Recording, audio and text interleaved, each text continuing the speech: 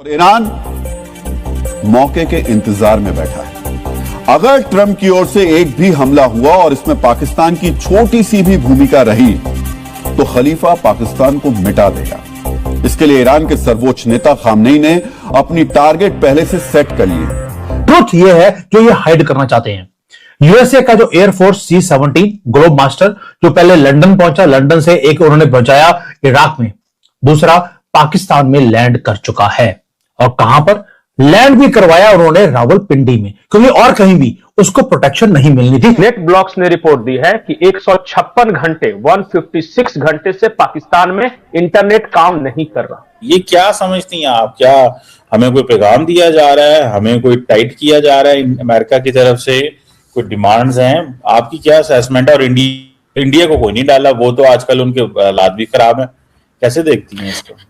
मैंने ये कहा था कि इजराइल चाहता है, अमेरिका चाहता है कि रेजीम चेंज हो। ये नहीं कि वो कर लेगा, सक्सीड, कामयाब हो जाएगा। वो चाहते हैं। एक तो ये।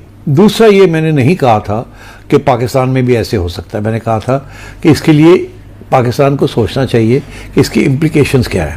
पाकिस्तान अब रिपोर्टेडली उन्होंने अपने जो एयर बेसिस हैं उसको हैंड ओवर कर दिया है यूनाइटेड स्टेट्स के पास। उसके बदले में इनको पैसे दे दिए जाएंगे, कुछ गारंटीज दे दी जाएंगी कि भारत इनके ऊपर अटैक नहीं करेगा कुछ देर के लिए। और ये बेसिस दिए क्यों हैं? क्योंकि अमेरिका ईरान के ऊपर लॉन्च करे सबसे बड़ा अटैक। चीजें आप समझ जाइए कि अमेरिका कितना पाकिस्तान का साथ दे रहा है। जिस वक्त मेरे ख्याल है अभी ईरान के ऊपर जो अटैक की बात की जा रही है, अगर उसमें पाकिस्तान ने साथ ना दिया तो सभी के वीजा बंद हो जाएंगे, शायद विजिट वीजा भी हो जाए, बाकी भी हो जाए। फिलहाल तो उन्होंने सिर्फ इमिग्रेंट्स के बंद किए, लेकिन वो भी सर सिर्फ हमारी किए। दोस्तों, जिस तरह से मिडिल ईस्ट में हालात बदल रहे हैं उसका असर अब सीधे साउथ एशिया तक महसूस किया जा रहा है।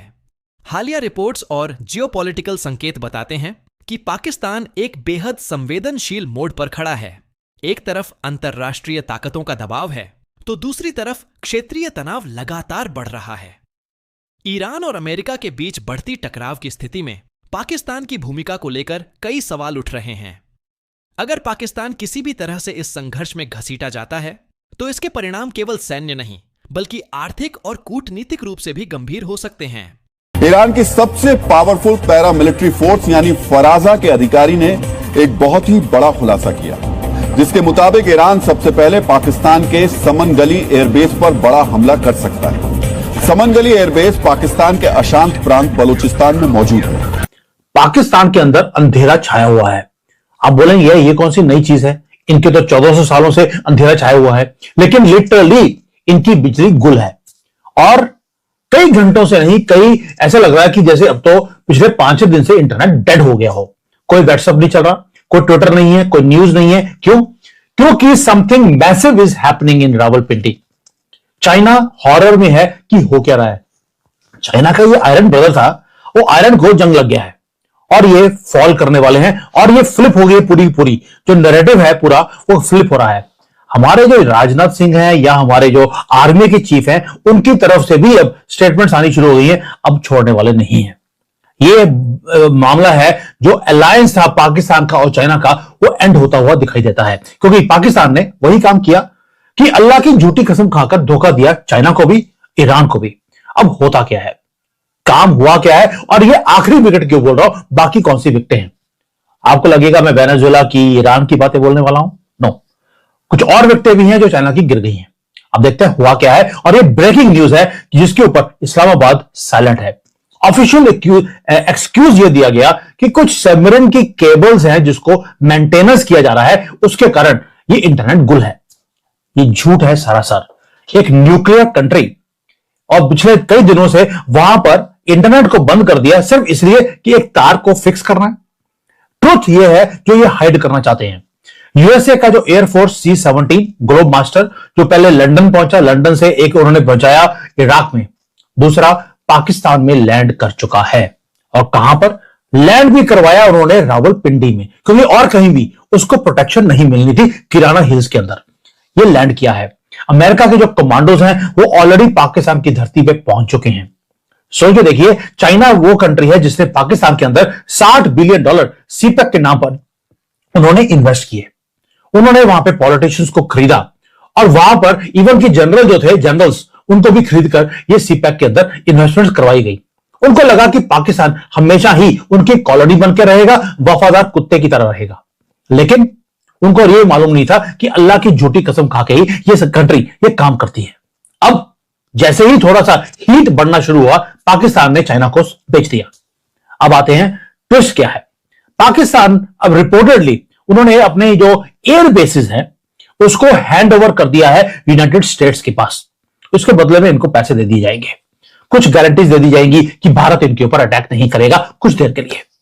और ये बेसिस दिए क्यों हैं? क्योंकि अमेरिका ईरान के ऊपर लॉन्च करे सबसे बड़ा अटैक, एक पाकिस्तान की तरफ से, उधर सीरिया की तरफ से, इराक की तरफ से, ग्रीस की तरफ से, पाकिस्तान ईरान के ऊपर अमेरिका अटैक करना चाहता है फुल एंड फाइनल। मैंने ये कहा था कि इजराइल चाहता है, अमेरिका चाहता है कि रेजीम चेंज हो। ये नहीं कि वो कर लेगा, सक्सीड, कामयाब हो जाएगा। वो चाहते हैं।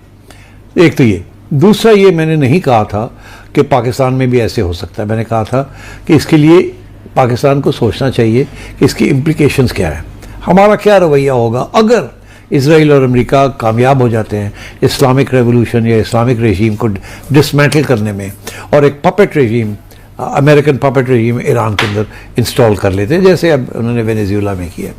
और ये भी मैंने कहा था कि बिल्कुल पूरी तैयारी है और पूरी कार्रवाई हो रही है ईरान के अंदर कि किसी तरीके से एक पॉपुलर अपसर्च किया जाए और जो कि इस इस्लामिक रेजीम को चैलेंज करे और उसके ज़रिए फिर अमेरिका रेजीम चेंज करे।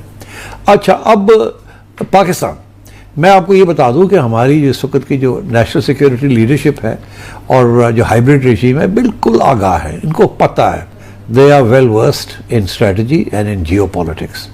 उनको पता है कहाँ से थ्रेट आ रही है, कैसे डील करना है। आप देख नहीं रहे हैं, ये पहली दफ़ा पाकिस्तान की जो नेशनल सिक्योरिटी इस्टेब्लिशमेंट और सिविल इस्टेब्लिशमेंट ये मिल के किस तरीके के साथ इन सब का स्टॉक बढ़ गया है after that recent episode against India.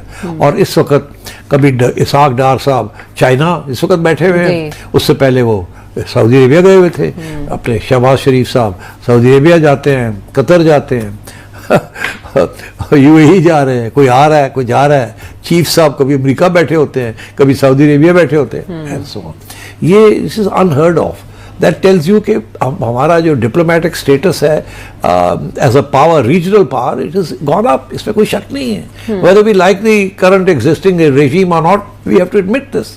अच्छा, तो इसलिए ये आप फिक्र ना करें कि हमारी जो रूलिंग इस्टेब्लिशमेंट है या सिविल मिलिट्री इस्टेब्लिशमेंट है, they don't know how to deal with it, they will know how to deal with it. बाकी ये कि कल को अगर कोई अमेरिकन रेजीम बन जाती है ईरान के अंदर, तो क्या पाकिस्तान को क्या उसका फ़ायदा नुकसान है? मैं नहीं समझता कोई भी नुकसान है, फ्रैंकली। देन डोंट फॉरगेट, जब शाह ईरान था तो हम भी अमेरिकन पपेट रेजीम थे और शाह भी था, और बड़े अच्छे तल्लुकात थे, बड़ी वो टर्की, ईरान, पाकिस्तान का जनाब वो बड़े डेवलपमेंट। दोस्तों, अब सबसे बड़ा सवाल यही है कि क्या पाकिस्तान सच में एक ऐसे संघर्ष की ओर बढ़ रहा है जहां से वापसी आसान नहीं होगी? अंतर्राष्ट्रीय राजनीति में कोई भी फैसला सिर्फ आज के हालात देखकर नहीं लिया जाता, बल्कि उसके दूरगामी परिणाम होते हैं। अगर किसी देश की जमीन या संसाधनों का इस्तेमाल किसी तीसरे देश के खिलाफ किया जाता है, तो वह देश भी सीधे तौर पर खतरे के दायरे में आ जाता है। रिपोर्ट्स के अनुसार ईरान पहले ही यह साफ कर चुका है कि वह अपनी सुरक्षा से समझौता नहीं करेगा और किसी भी संभावित खतरे का जवाब देगा। ऐसी स्थिति में पाकिस्तान के लिए संतुलन बनाना बेहद जरूरी हो जाता है, क्योंकि एक तरफ वैश्विक शक्तियों का दबाव है और दूसरी तरफ क्षेत्रीय देशों की नाराजगी का जोखिम। कई मुस्लिम देश पहले ही इस तरह के किसी भी सैन्य सहयोग से दूरी बना चुके हैं, जिससे पाकिस्तान और ज्यादा अलग थलग पड़ सकता है। इसके अलावा अगर हालात बिगड़ते हैं तो इसका असर आम जनता पर पड़ेगा। महंगाई, निवेश में गिरावट और आंतरिक अस्थिरता जैसे मुद्दे और गहरे हो सकते हैं। सवाल यह नहीं है कि कौन ताकतवर है, सवाल यह है कि क्या किसी देश की नेतृत्व प्रणाली अपने नागरिकों के भविष्य को सुरक्षित रख पा रही है या नहीं। इतिहास गवाह है कि जल्दबाजी में लिए गए फैसले अक्सर देशों को दशकों पीछे धकेल देते हैं। इसलिए आज जरूरत है समझदारी, कूटनीति और शांति की। न कि ऐसे कदमों की जो पूरे क्षेत्र को आग में झोंकते हैं।